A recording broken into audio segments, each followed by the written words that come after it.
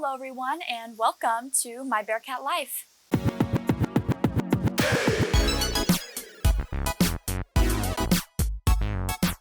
As you guys know from the last video, I am currently in quarantine because I was a contact of someone who got the corona. Yay! I have to be honest, I was super upset when I got the call saying that I would have to be in quarantine for 2 weeks. I'm just really ADHD and really need that classroom environment. I also just like having my personal space away from my parents and my family's house. You guys know what I mean. But to be honest, as I'm nearing the end of my quarantine period, I have been able to find quite a few positives about being isolated. So here is my little survival guide for quarantine. The first step to surviving quarantine is to make your little quarantine fort, hideout, isolation pod, whatever you want to call it.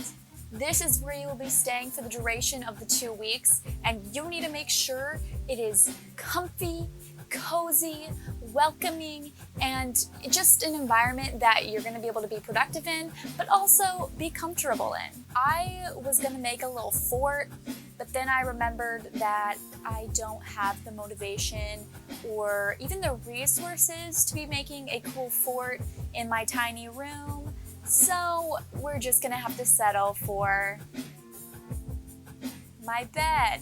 That's all I really got. Now, this is going to be different for everyone, but since I live on campus, I'm required to come back home for quarantine, which means I'm staying with my parents, which also means they have to do the grocery shopping and I don't have to do any. Use this to your advantage. Make a list of all of the food items. It doesn't even have to be food items either, just whatever things you need to help you get through quarantine, and you let them know that those things are vital to your survival. And if they don't get them for you, you're a goner. This way, you can make a sweet snack stash so that you barely have to leave your room to go get food. I also recommend getting a fatty water bottle, or at least having a cup of water with you in your room at all times. Bonus points if you have a mini fridge and can keep beverages in your room. But seriously, you don't want to get dehydrated. You need to be drinking water. It is important for your health. So highly recommend a thick water bottle. Now, because you're in quarantine, you get mandatory room service. Whatever you need, others have to provide it for you. Literally, I'll just be texting my parents all day saying, I need this, I need that, get me this, get me that. It's great. But if you absolutely have to leave your room, be sure to wear a mask so that you don't infect your friends, family, roommates, whoever you live with, and also disinfect everything. Now, the hardest thing to endure is the boredom. You get so bored when you're in quarantine. So I recommend starting a brand new TV show. I watched the entire first season of Pen 15 in one day. Highly recommend the show if you are in the mature audience range. But seriously, start a new show, watch some YouTube, because the 2 weeks will feel so long if you have nothing to keep you preoccupied. Also, it is super important to make sure you FaceTime your friends, or just any random person, honestly. Just make sure you're communicating with someone, because if you stay trapped in your room all by yourself and you don't talk to anyone, I'm scared for you.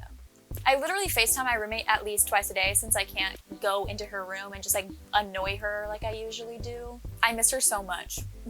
I even FaceTime my sister and she's right upstairs, literally right above me. Make sure you talk to someone, anyone. It is super important to make sure you are getting up and working out. Go on a walk, go on a run, or just work out if you have the space. I personally don't have the space, so I always make time to go on a walk, even if it's a short one, just so that I get the blood flow going. If you sit in bed all day and do not move at all for 2 weeks straight, you will suffer consequences. It's extremely dangerous to be on bed rest and just like not moving at all. So super important that you're moving and staying active. Also, make sure to keep your hygiene in check. Like I said, it's super easy to stay in bed all day, but at least like brush your teeth and stuff, wash your face. I don't really care, if you take a full-on shower. I mean, I'm not gonna smell you for 2 weeks. No one else is gonna smell you for 2 weeks. So like, do what you want. I'm not here to judge. It's super important, not only for your physical health, but for your mental health as well, because you'll just start to feel gross and then you won't perform as well.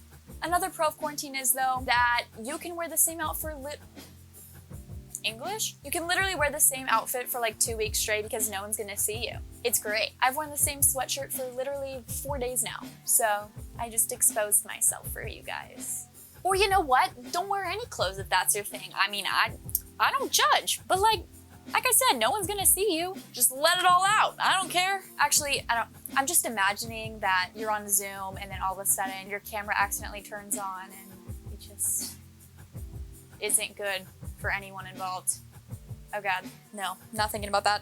Speaking of Zoom classes, you can actually record the lectures. I've been doing this just in case I have technical difficulties or need to go back and look at the lectures because I missed notes, or if I'm afraid I won't be able to reach out to my professor in time to ask questions. It's nice to be able to go back and look on those videos.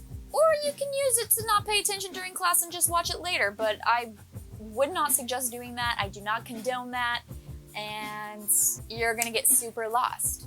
That's all I could really think of in regards to things that have helped me survive quarantine and just look on the bright side of being in isolation for 2 weeks. If you guys have any other things that have helped you survive your quarantine, comment those down below so that I can be a better student. As always, thank you guys so much for watching. You can follow me on Snapchat, Twitter, Instagram, and YouTube at Spooky Roomba. And don't forget to subscribe to My Bearcat Life for more content from me and the gang. Let's hope I don't test positive for COVID, and if I don't, then I'll see you nerds later.